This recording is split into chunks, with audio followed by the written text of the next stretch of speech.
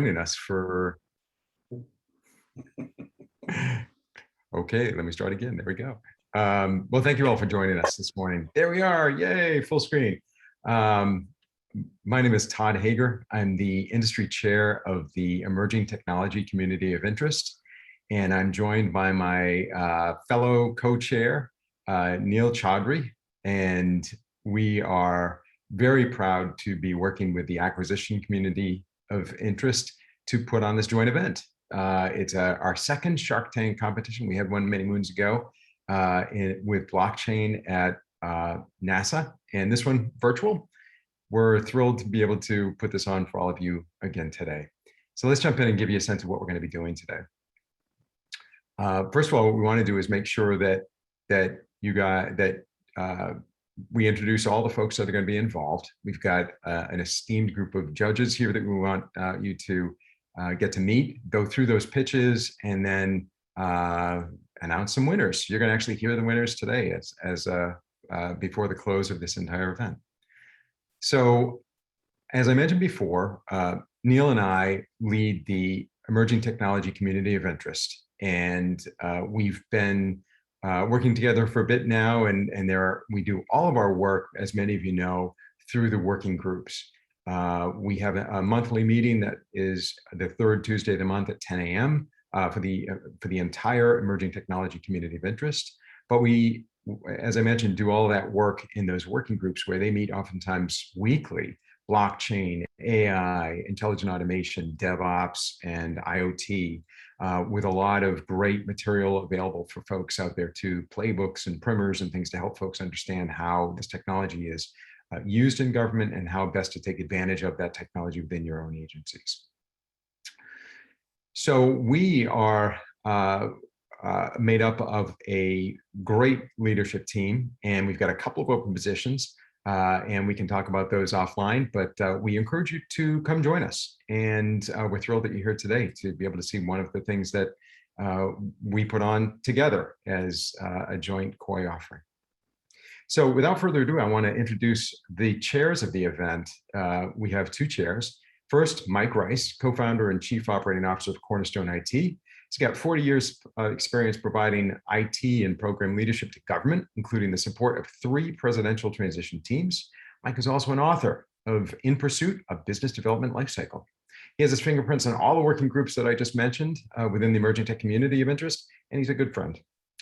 I want to also introduce Jaime Garcia.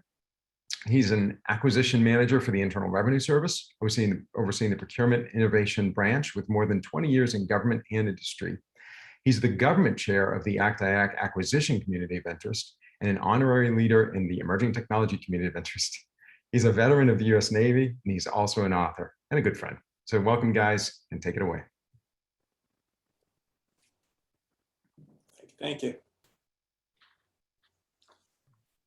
Thanks, Todd, and thank you everyone for joining us this morning. Really excited about this great event. So without further ado, I'd like to briefly introduce our very esteemed panel of judges, our sharks. This morning, we do have Polly Hall. Polly serves as the executive director of the Department of Homeland Security Procurement Innovation Lab within the Office of Chief Procurement Officer. She also serves as DHS's Acquisition Innovation Advocate.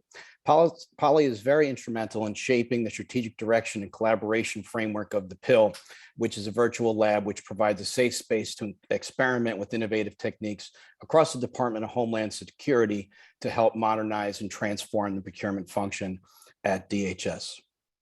We also have Florence Cazalet, who's currently the Director of Procurement within the United States Digital Service. She and her team work to modernize and streamline the acquisition process to bring amazing digital services to the American public. Prior to her time with USDS, Florence served as the head of acquisitions for the Defense Digital Service. We also have Janelle Billingsley. Janelle is the technical lead at the U.S. Department of Health and Human Services Consolidated Acquisition Systems. Janelle remains a visionary leader in promoting enterprise acquisition capability solutions. She is a PhD, an author, and an excellent CEO, and of course, a results-driven expert. Also on our panel, we have Enrique Magnan, who is the awards management lead with the All of Us research program at the National Institute of Health, NIH. He oversees the portfolio of other transactions supporting the program's efforts to advance individualized healthcare by enrolling over 1 million participants that reflect the diverse populations of the US and developing tools to help researchers analyze participant data. Before joining all of us last spring, he serves as the Chief Acquisition Advisor and Acting Director of Contracts for the Biomedical Advanced Research and Development Authority, BARDA. Also on our panel this morning is Mr. William Randolph.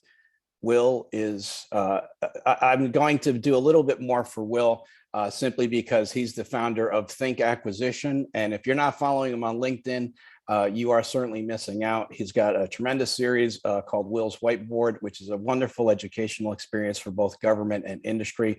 And he also is starting a new podcast with Soraya Correa, who of course was the Chief Procurement Officer at the Department of Homeland Security. He's a former SES at DHS, so we're very happy to have him on our panel this morning.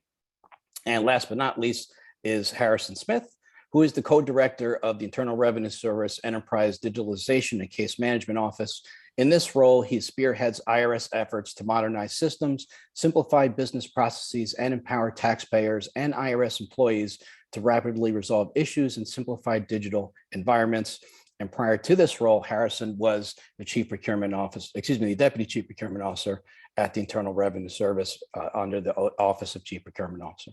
And that is our esteemed panel. Very happy to have them this morning. Thank you for joining, and back to you, Mike. Thank you, Jaime. Okay, I want to talk a little bit about who's going to be represented today as our contestants. And I'll talk a little bit about the evaluation process afterwards and how we got there from here. First, we'll be pitching today will be Civic Actions. They're going to be presenting their rapid ATO process and solution. Next, and this is interesting, we open this up for not just industry, but agency submissions and academia submissions. So we actually solicited all three areas for presentation. And here we got an IRS and Summit2Sea. They're going to give their intelligent automation for automated contract mods.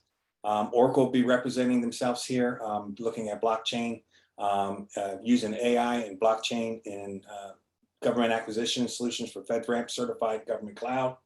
OTG Group and Core CLM will be presenting the accelerated federal acquisition using AI and machine learning. And then finally, Summit2Sea will be doing a waste abuse fraud reporting system. Next slide, please. All right. So I said I was going to tell you a little bit about how this process got put together. What we did was we had a kind of a funnel effect where we had 18 submissions total. And of those 18 submissions, we actually broke them up into, we took out names, names were changed to protect the innocent, if you remember that show. The idea is names were reviewed and we had a panelist go through and look at groups, okay, and score them, okay. Those were brought down to create the top 10. That top 10 was given to a separate group, and the separate group scored using the same scoring criteria to get it down to the top 5, and those top 5 are being represented here today. We were looking at 7 areas. Impact, that's the greatest impact to acquisition workforce. Feasibility, simplicity. We looked at cost effectiveness, how data was used, that was important also. The scalability of the solution so that it can go elsewhere, and how much security was taken in consideration, because we live in that world now. So you're going to see this is the exact same criteria that the judges are going to be using today. So I just want everybody to know that this is how the process worked to get down to the top 5. A little bit of the schedule today, just got to give you a heads up and we'll get started. We will have 5 pitches, as we said, okay? There'll be 15 minutes apiece. There'll be 10 minutes for presentation. This is orals 101. 10 minutes for presentation and 5 minutes for the judges to just for clarification questions. If they hear something that's interesting, they want a little bit more clarification, they will ask those questions. There'll be 5 minutes that are put together for that. I've got a question here. Folks, you have the ability to use your own slides to present. Okay, so everybody's got the ability to present. So I just want to make sure that the contestants understand that. We will get 2 presentations in, and we're going to take a 15-minute break, okay? Once we take that 15-minute break, we'll come back and presentation 3, 4, and 5 will be given. And then we're going to put the judges in their private little room. We're going to do a breakout for a judges huddle for 20 minutes. Okay. Now, during that 20 minutes, you will get a poll because all the audience is going to be able to vote for who they thought was, we kind of call it the Oh Wow Award. Okay. So the judges are going to be looking at it from a certain perspective, and that's the impact to the acquisition world. And then we as audience get a chance to vote also. So there'll be two announcements.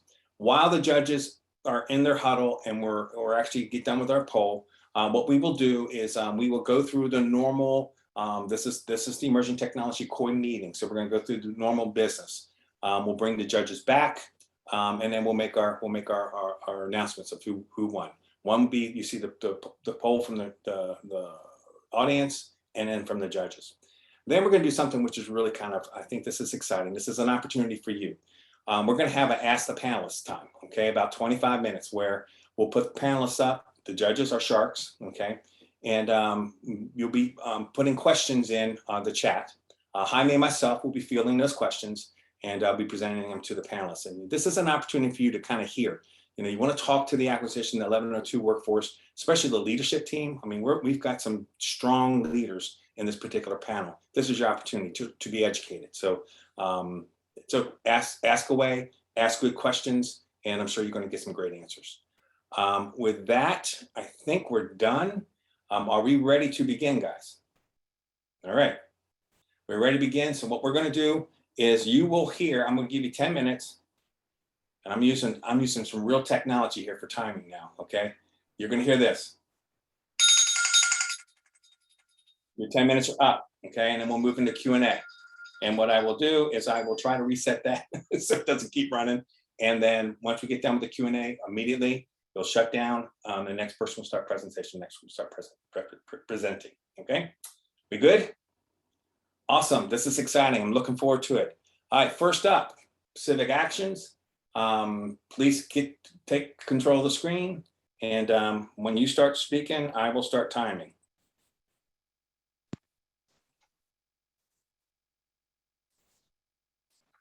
Good morning, everyone. My name is Ariella Breck.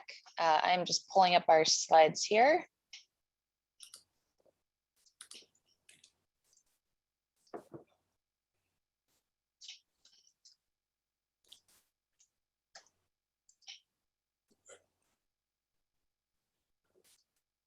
By the way, guys, we've got plenty of time. We save a lot of time early on, so we'll be able to do these transitions, give you guys time to do the transition. So, okay.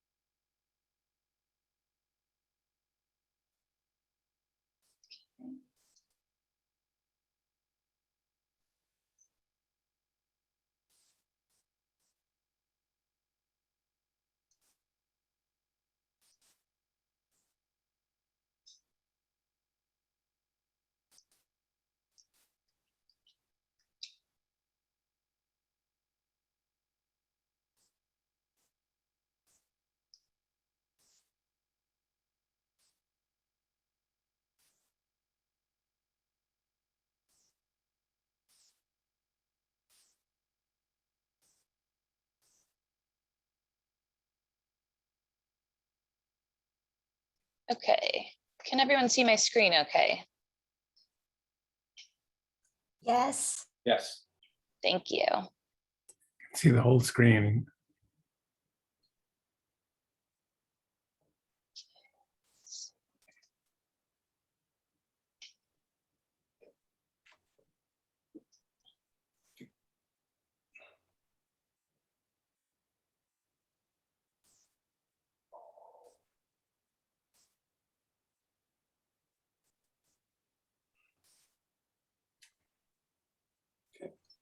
There we go. Okay, thank you.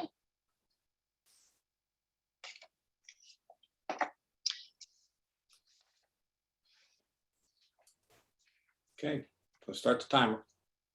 Okay, thank you so much. Okay, so good morning, everyone. Thank you so much for your time today. I'm really excited to be here. My name is Arielle Lebrecq. I am the Digital Services Manager for Civic Actions. I am joined today by my colleague, Fen LeBaume, who is our Chief Information Security Officer. And then some of you may also know our Senior Capture Manager, Keith Kawasaki, who is also here. I first wanted to talk a little bit about who we are and what we do. We are a registered small business founded in 2004. We have numerous former US digital service leaders distributed amongst our team. We're a founding member of the Digital Services Coalition. We are founders for both Technologists for the Public Good. We're founders of Distributed Gov, and we are chief maintainers of DCAN. So that's a little bit about us. So I first want to talk about the current state of ATO. Today we'll be talking about rapid ATO, but we're going to get to what that actually is in a moment. So every federal information system must go through NIST risk management framework before it can be used to process federal information. This process culminates in assigned authority to operate being issued. We have found that the current FISMA ATO process is slow to incorporate changes. These can be changes brought on by factors including system or technology changes and upgrades, as well as the constantly evolving threat landscape. It's also a closed process. There's no sharing of information across agencies or even sometimes within agencies, and this causes blockers and delays during the acquisition process. Let's talk a little bit more about the problem. In its current form, as the ATO documentation is being written, technology and risks are changing and evolving in real time. Definitions, processes, and formats change by contract, vendor, division, and agency. And often sometimes, as I mentioned too, within agencies. ATOs in their current form can result in over almost 400 plus pages of non-machine readable documentation. Civic Actions is currently working hand in hand with Centers for Medicare and Medicaid, Offices of Information Technology, so OIT, to develop the Rapid ATO. As I state here, Rapid ATO is currently a pilot program that we are looking to expand and to scale. So there are three main phases, all built with US Web Design System and human-centered design in mind. Phase 1 uses natural language processing to discover reusable components and to generate a library. Phase 2 integrates IA to select components relevant to a system. And then phase 3 uses robotic processing automation to refactor system security plans using quality component narratives. This is currently a pilot program with the goal of becoming a more widely implemented and used mechanism to streamline acquisition. And I'll get to that more in a moment. Let's talk about the benefit. What can Rapid ATO offer us? Rapid ATO prioritizes time and cost at its core. And this is throughout the acquisition lifecycle, start to finish. Our Rapid ATO projects a cost reduction of more than 75% over the total lifecycle.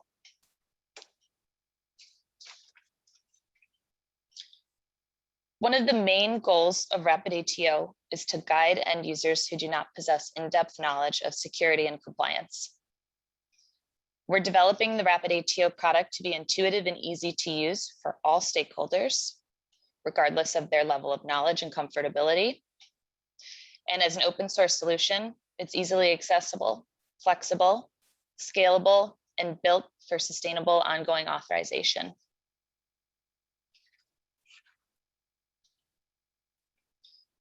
We find that in our work with CMS currently, that they are ahead of the curve with our Rapid ATO pilot. Across agencies, pilots are everywhere, but there's little reusability that's currently open source. We find that Rapid ATO is a tide that will raise all boats, leveling the same quality of risk mitigation across different government agencies. So now let's talk about acquisition. We want to emphasize here the time to achieve security compliance. Shifting the security compliance process left will enable mitigation of vulnerabilities and misconfigurations early on in the development pipeline. This reduces human error and human burden. Employing RPA, IA, and NLP into the system security plan creation will improve efficiencies during the acquisition process. Again, this goes back to increasing speed and lowering costs without sacrificing security. Let's talk now about our strategy, which includes a federal compliance library. The federal compliance library is made up of reusable components, and I'm going to talk a little bit about these components. As component creation and discovery, so the state of natural language processing within the library itself matures, the library will grow. In turn, as the component library grows, an array of government partners and agencies will benefit. Selecting components can be completed by inventory analysis. This is using RPA. Verifying components can be done by inventory and technology subject matter experts. Composing components into a system security plan will be automated using intelligent automation. And then finally, the system security plan control verification and assessment can be largely automated with RPA. So this is self-sustaining. What's also important to note too is that the library is designed to be distributed and can be expanded across the government and even into the private sector. This is a resource that will support government-wide compliance efforts by offering reusable components and trusted pre-existing sets of various technology stacks being used across multiple agencies concurrently. Let's talk about what the end state looks like. So this suite integrates tools developed by the NIST OSCAL team and collaborators with our own tools, all of which are available from GitHub. The federal compliance library upon which they operate will also be maintained in GitHub. An important part here is the clarity of documentation, which contributes to the ease and navigability. So I want to emphasize human-centered design and the overall user experience here. While this is still under development, these tools and components will be able to be pulled into many other applications.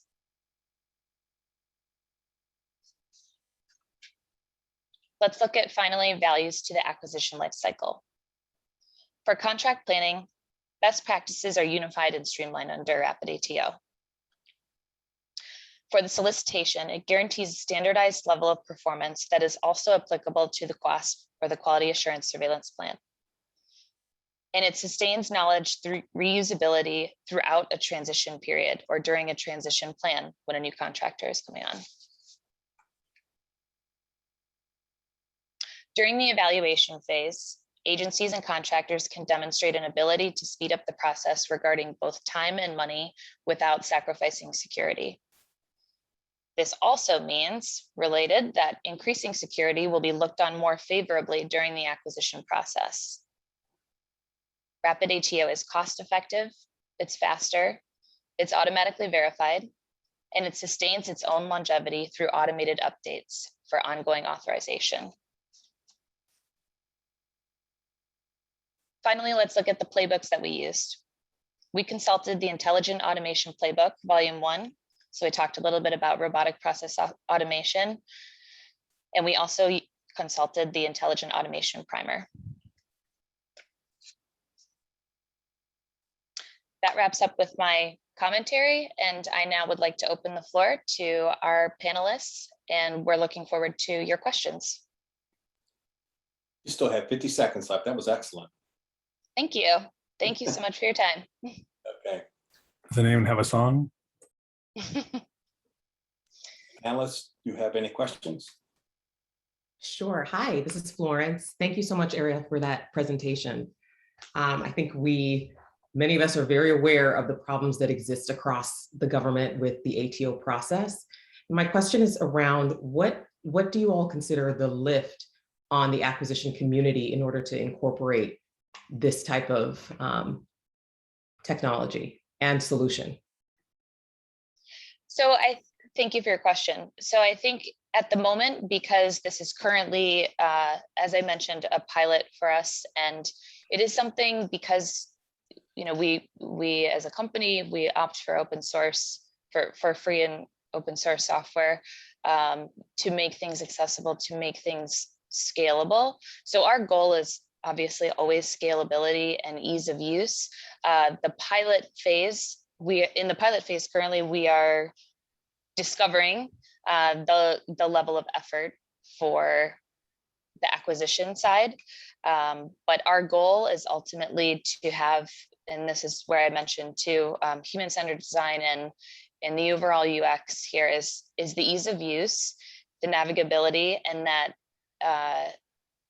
that rapid ATO is measurable and it's standardized, right? So we're leveling the playing field for folks in the acquisition side, and we want to make sure that in running this pilot program and looking at the scalability, that it's going to be equitable for all people involved for the acquisition side. I know that that's not so much of an answer of here's the exact amount in terms of level of effort, but this is a process of iteration, of continuous improvement. And when it comes to security and planning, that we can consistently be providing that higher level of quality. If I may just jump in just for a moment on that, and also apologies, they're tearing up the street outside, so there may be some noises. As Mike mentioned, security is the world we live in today, and every system that you are working in acquisition is going to have security issues involved with it. One of the things during your acquisition process that I would think would be valuable to look at is the agency, excuse me, is the agency and or the contractors building the system using a system like Rapid ATO, which will speed the process to production.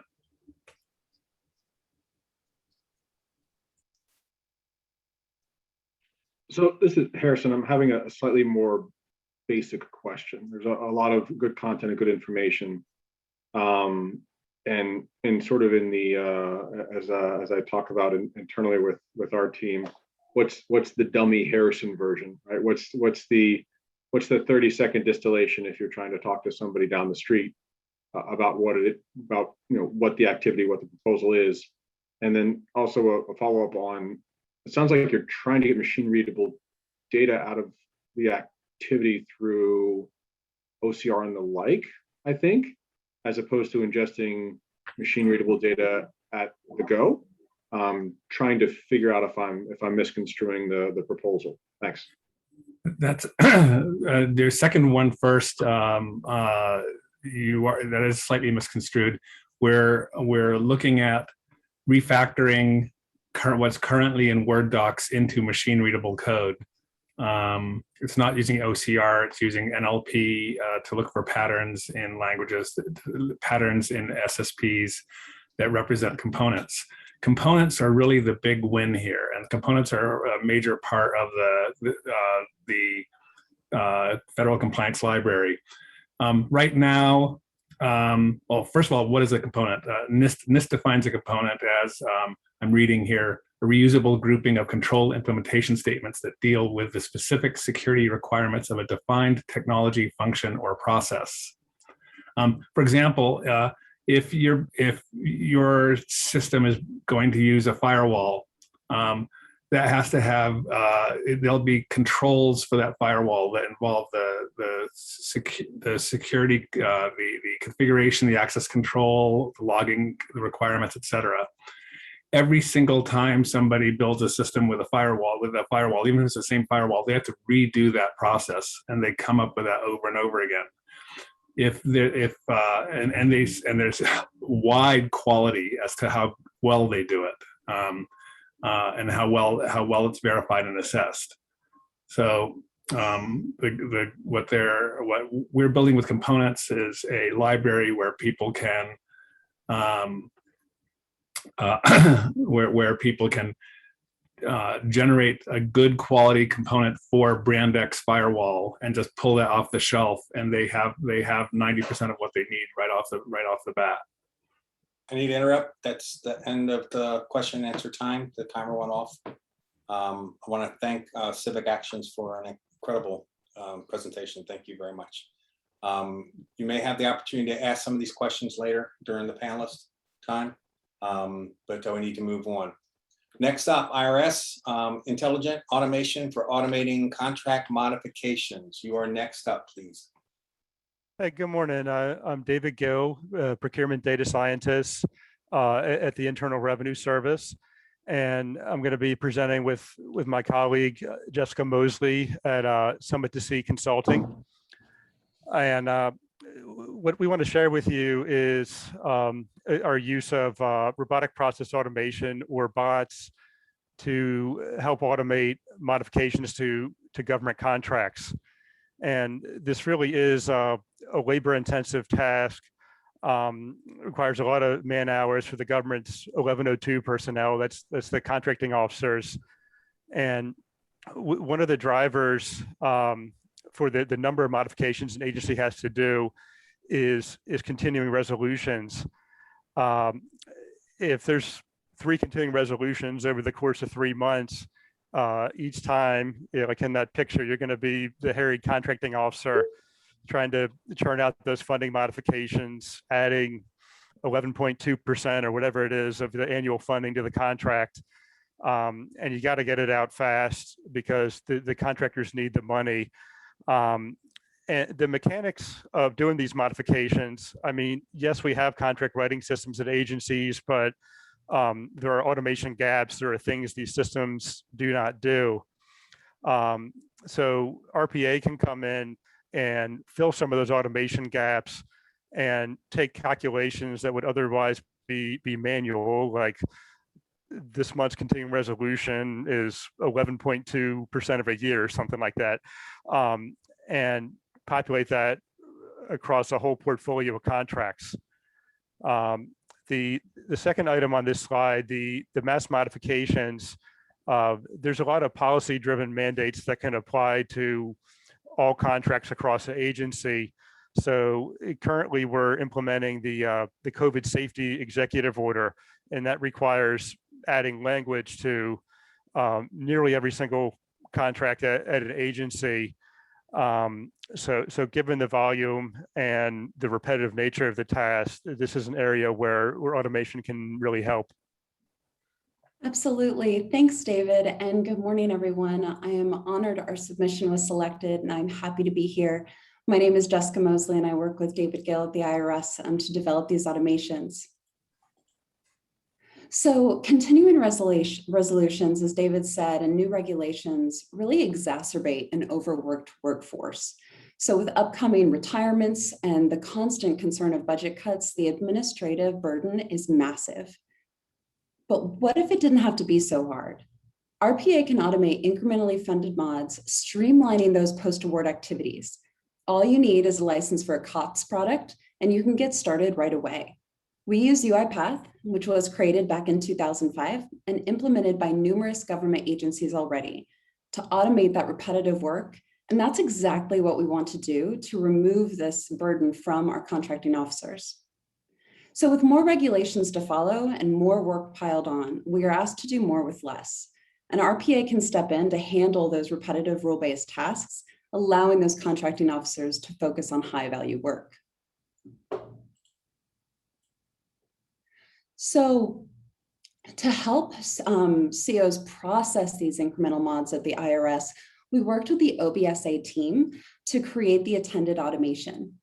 So let's see this in action.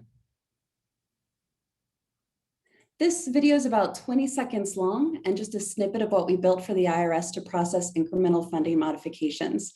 And they call these personal services or PSC mods.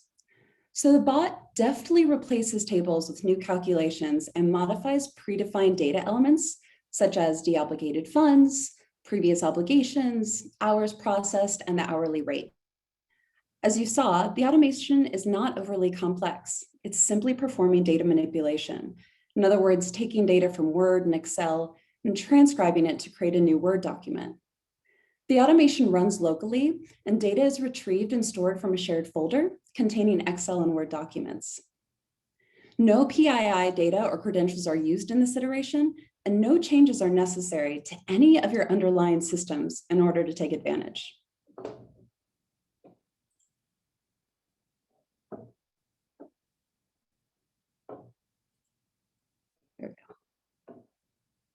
So the team came to us and asked if we could automate their incrementally funded modifications. And there were hundreds to process, about 800 in fact. And each modification took contracting officers 30 minutes. So it's repetitive, time consuming, and error prone. COs are transcribing data from 3 documents into a 4th document. And do you remember the image from slide 2? The worker who was just so stressed looking at their calculator and their screen.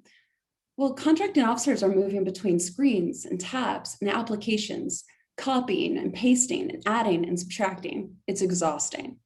And using RPA, we can create a new modification using data manipulation. Accurate calculations are made in Excel and tables are easily updated in the template. Not only does it decrease administrative burden, but people like getting paid. Automating contract modifications gets funding to the vendors quickly, and that's something industry and government both want.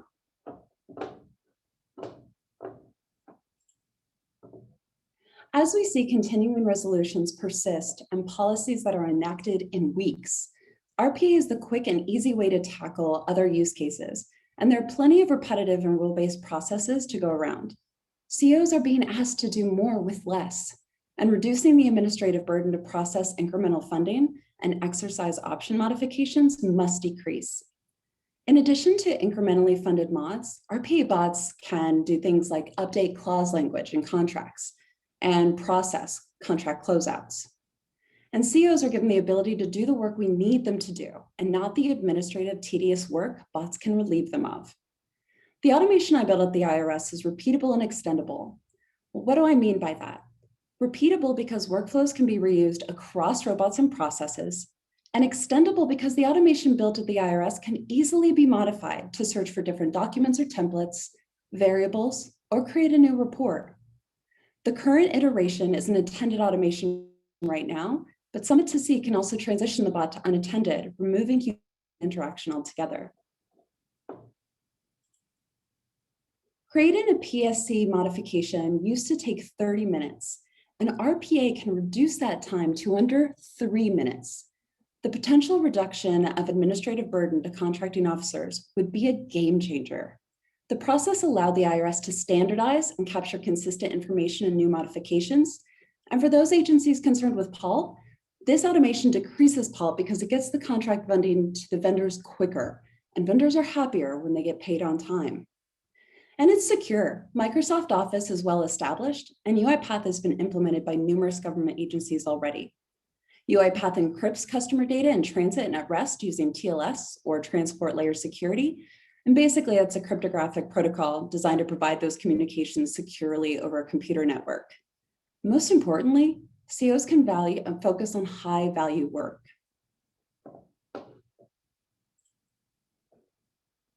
Scalability is a key selling point of RPA. A robotic workforce can be as large or as small as the agency needs it to be, and additional robots can be developed quickly for either no or minimal cost. Workflows can be reused across multiple robots and processes, and it's also important to consider the roadmap for scaling automations. We use an iterative, agile approach to go from pitch to prototype to production. We created a robot factory that identifies, curates, builds, tests, train, deploy, and support RPA automations. So that provides a means to go from automation ideas to reality and focuses on continued development. And finally, automating contract modifications with RPA impacts the lives of COs, freeing them from a massive administrative burden. COs are given freedom to do meaningful high-value work. Implemented with a COTS product, it's using your data from commonly used applications like Excel and Word, cost-effective through licensing, scalable, and secure. RPA can be used to streamline activities throughout the acquisition lifecycle. In our case, it was for post-award activities, but the use cases don't stop there. Using repeatable workflows makes it possible to deploy in other agencies quickly. And after seeing incrementally funded mod activities reduce 90%, it's a game changer. Are there any questions? Very good. 20 seconds left. You guys are rocking. Okay, open to the panel. Hello, this is William. I just have one question. What other use cases outside of incremental funding modifications have you considered? I know that's a significant piece of activity in a unique use case around CRs, but what other use cases have they been at least considered? Absolutely. So RPA has been used to check federal contracts and vendors for exclusions and their relationship for the federal government. It's been used to help with the contract closeout administration process, modifying documents with appropriate contact information and contract information, and sent to key stakeholders such as vendors and the Corps. And we have also used RPA and to reduce the fraud and abuse that my colleague Miguel is actually going to talk about in a couple presentations from now. Thank you. Absolutely. This is Polly. Great presentation. Thank you both. The question I had was just to ask a little bit about how the data for the automation is prepared. You had mentioned Excel sheets and Word documents. Is that CO created Excel sheets, etc., or is that pulled directly from systems in preparation for the automation? Great question, Polly. So the contracting officers receive the emailed budget analysis sheets, and then they create a modification document on their own. So what they're doing is they're taking those emailed spreadsheets from those overseas contractors and then attaching their old modification document and putting it into a shared folder so the bot can grab those documents and capture that data. Yeah, but for other modification use cases, we would pull from systems. It just depends on what type of modification we're doing. Hi, I have a question. This is I guess William's question. I definitely see a lot of use cases for this, and we do have technical solutions that allow for mass modification. This is a very relevant thing as we look at doing the mass changes to accommodate for the COVID-19 mass changes. So my question to you is, how, would we be able to go in and just add it on our own, i.e. the systems folks to add, do a mass change, or does the requirement have to come from somewhere else? So I guess this kind of gets to the data. So to clarify, are you asking how they would use UiPath to create the RPA automation? Yeah, so for example, we have some FAR clauses that are hopefully coming pretty quickly that have to be implemented. So we're having a lot of issues on the system side with respect to how those are actually processed, right? So we need to change contracts all the way across the board. So how could we just go in and say, okay, this is the new FAR language that we want to be included, and then we implement that across the entire, for example, HHS, or is it something, would individual folks have to do it? You absolutely can do it across all of HHS. So as long as it knows which systems or applications it needs to access and what language needs to be updated. RPA is rule-based and data-driven, so it can absolutely handle it either on a pilot program with a few individuals or across the board. Okay, thank you. I have a question. I wanted to ask in terms of the level of effort for the prep process. I know an earlier question was asked in terms of with the Excel documentation, where that originated from and how it was pulled. And the answer, I believe, was that the CO's shop would prepare that documentation and create shared folders. So we know that we're saying it streamlines and goes from 30 minutes to 3 minutes on the processing speed. What is the estimated time that would take a procurement shop to prepare all the data so that this tool could be utilized effectively? At this stage, it's about 5 minutes because those emails come in that the personal service contractors send to the contracting officers. And then they just place those folders into a predefined shared folder. So it's a matter of minutes. The 30 minutes of processing time was taking those Excel documents, switching between the two, looking at the past modification document, modifying the tables that we saw in the video, and then placing all of that new data into an entirely new modification document. Right, but to implement this across an agency where they have a Time is up. And again, I want to just kind of remind folks that this is a time to question for the judges to question, not the audience. Okay, that time will come later. All right. Thank you. Okay. All right, guys. So we're going to take a 15-minute break. Okay. I would say let's say 10. Come back 10:05. Okay. Make it 14-minute break. I don't want to be a high C and make it to exact minute. So, so we will come back again in 15 minutes. Okay. Thank you.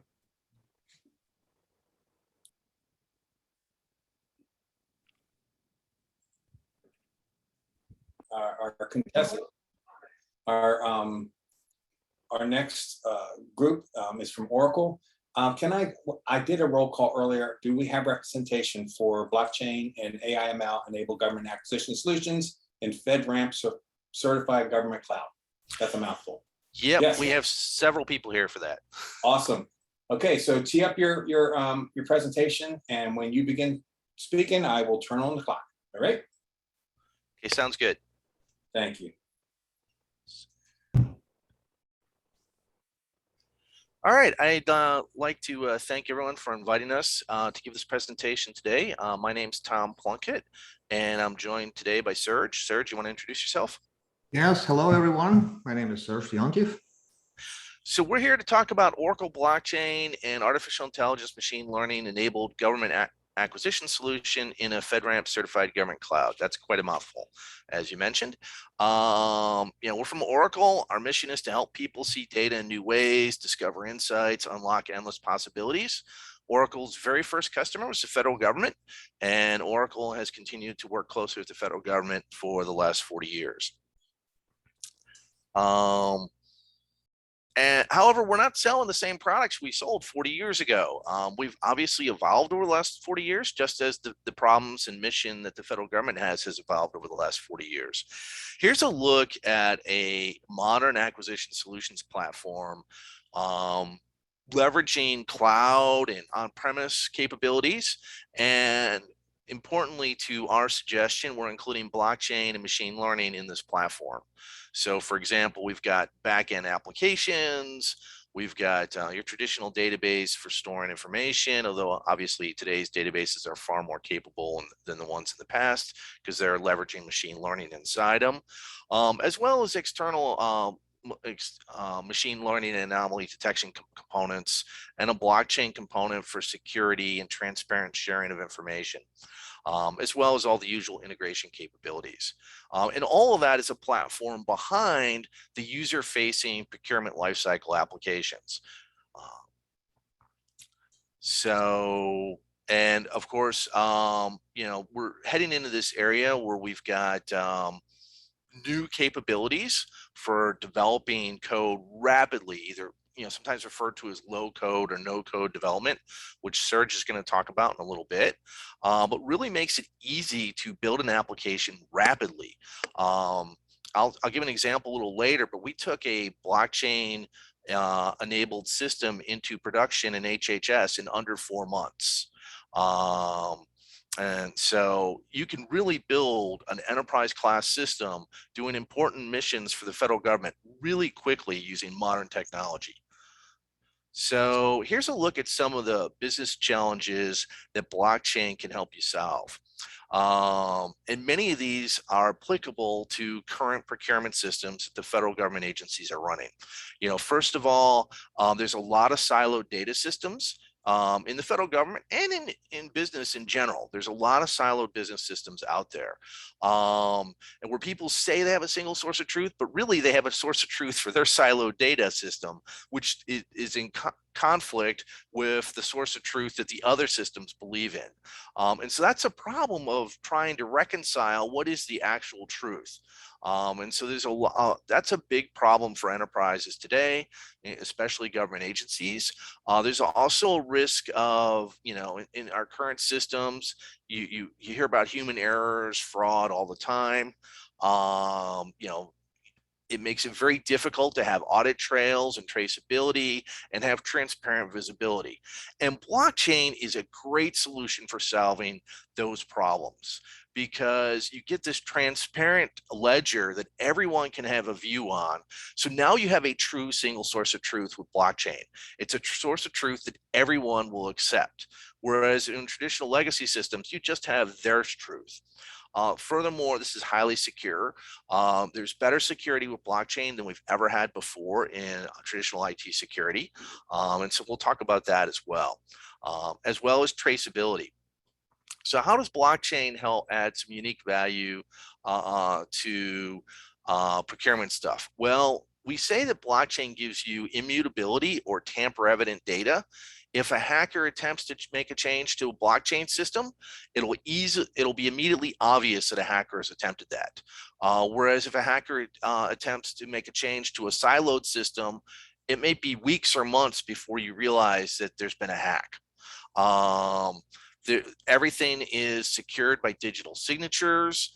Enhances trust in your source of truth, and gives you this transparent access to information, as well as the fact that you can control confidentiality and privacy and so forth. So some of the main reasons why government agencies and other enterprises are looking at blockchain includes confidentiality, integrity of identity and data information, and this immutability and tamper-proofing idea that I mentioned before, that you can see any attempt to modify the data, whether it was from a hacker or from an inadvertent error. And as I mentioned earlier, this is a FedRAMP cloud. So, we're using Oracle Cloud, so it's FedRAMPed and certified. You get all the benefits of all the various certifications that Oracle Cloud has gone through. So let's talk a little bit about Oracle Blockchain Platform before we dive into how we're using it for procurement. Basically, the idea is Oracle Blockchain Platform is based on an open source project called Hyperledger Fabric. And we've taken the approach of increasing that open source project to make it more suitable for enterprises like the federal government.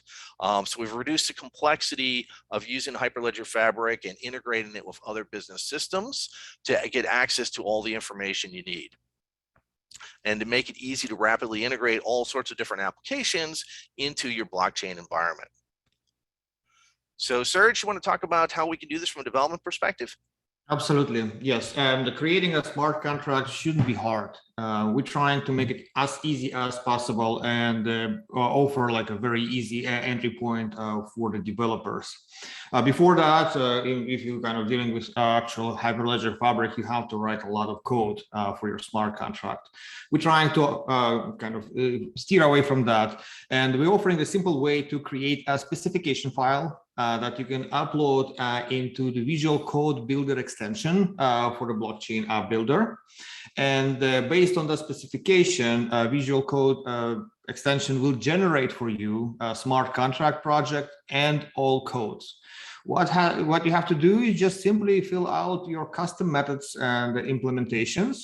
And then you can actually, without kind of deploying it to the remote server, you can test it locally. So we offer integration with the Docker containers where you can provision a local version of Hyperledger Fabric. And you can validate your contract, you can test it, you can make sure that everything is working as it's supposed to. And then you can package and deploy your smart contract directly to the Oracle blockchain platform. And the tool itself is very intuitive. And if your developers are familiar with Visual Builder Code, it's kind of very easy to use platform itself. And we're adding a lot of UI elements. For example, on the right side, we're exposing all those methods, all those APIs that's available in smart contracts, so developers can easily test the capabilities of the smart contract and make sure that everything is working as supposed to. Back to you, Tom. All right, thanks, Serge. So just to give you an example of another place we were rapidly able to take a blockchain project into production, we recently did a COVID-19 project for HHS. We demoed the initial idea to HHS last September, about a year ago, and within 4 months, by January, we were in production. This system has been in production with conditional ATO. We're working on the full ATO, and we're in the process. We've processed over 4 million COVID-19 test results, with all this information being secured by the blockchain, shared between various labs and government agencies. And we've actually done some other presentations on this project for ACT-IAC in the past, so I'm not going to repeat this, but if anyone's interested in finding out more about this, feel free to reach out to us. So we mentioned earlier, we're using both blockchain and AI/ML. Oracle has a long history of working with artificial intelligence, machine learning.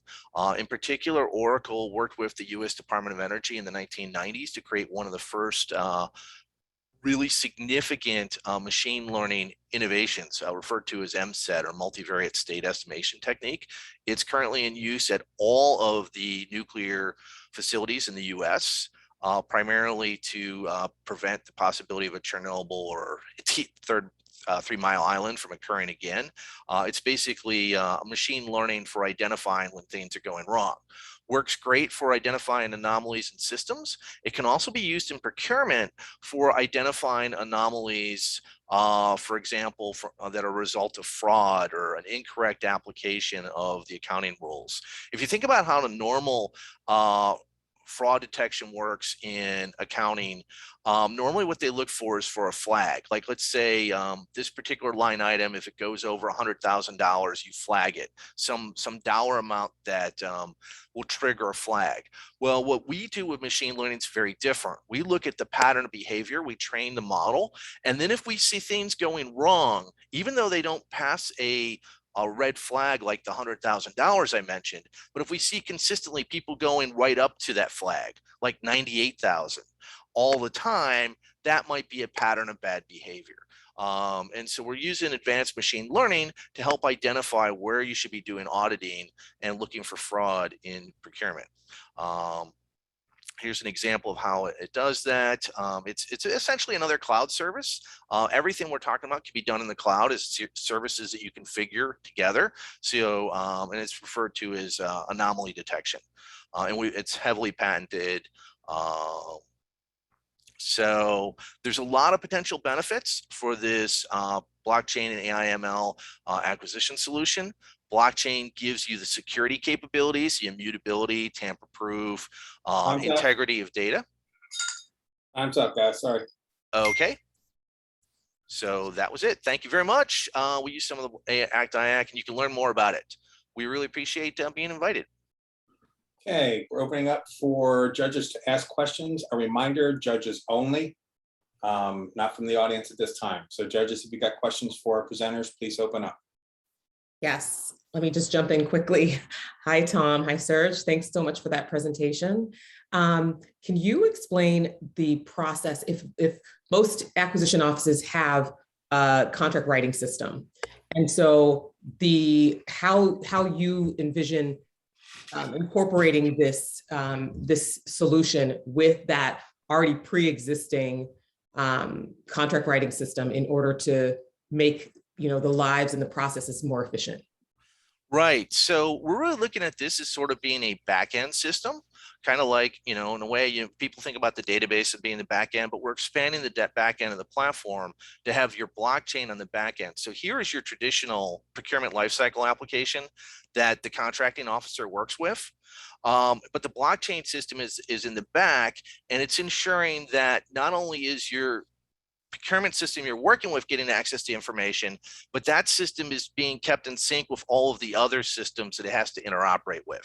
So instead of having this sort of pipeline idea where you get some data and then you pass it on to the next person in line in the procurement and they get the data and then they work on it and they're the owner, instead everybody has access to the latest data. But it's all being handled on the back end. It won't change the front end that the procurement people are working with.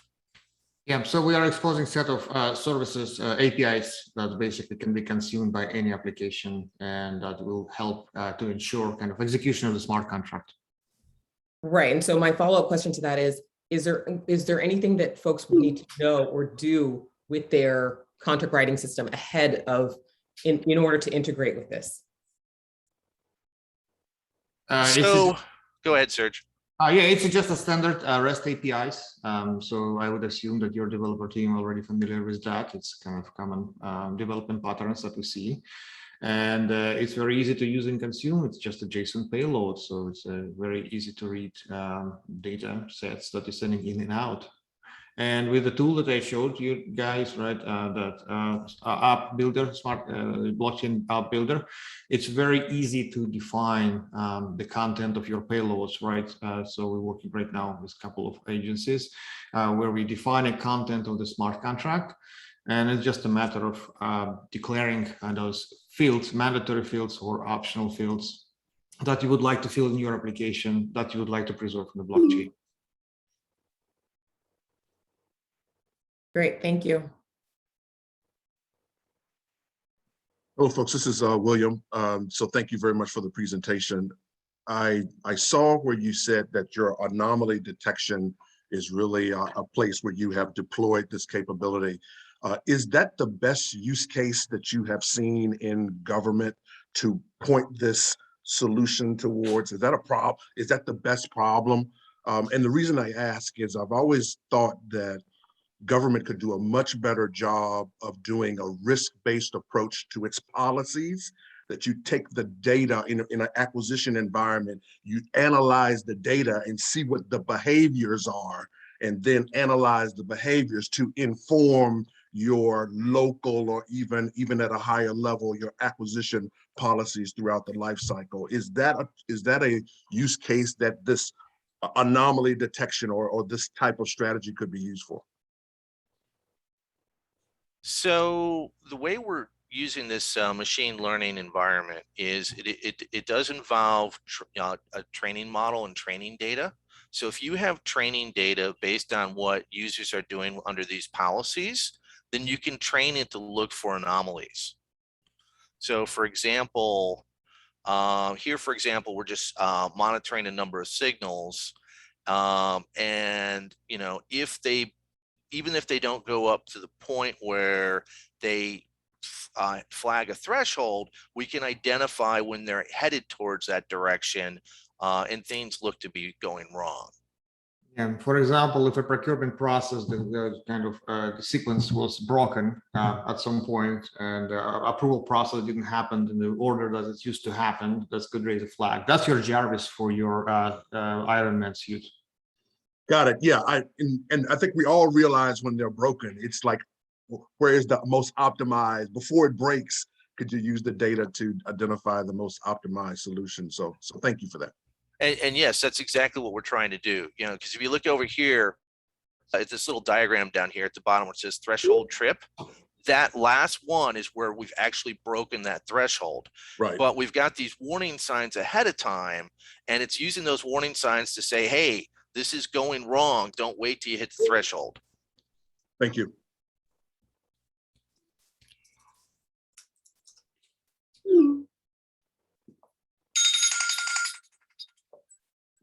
That's time's up for questions. Oracle, I want to thank you for an incredible presentation. Next up on our list is, hold on, the OTG group. Okay, Core CLM, very good. I will start the timer when you guys are ready to go, sir. Thank you. We're ready to go. Thank you. Excellent. Hi, everyone. My name is Jayesh Mathur.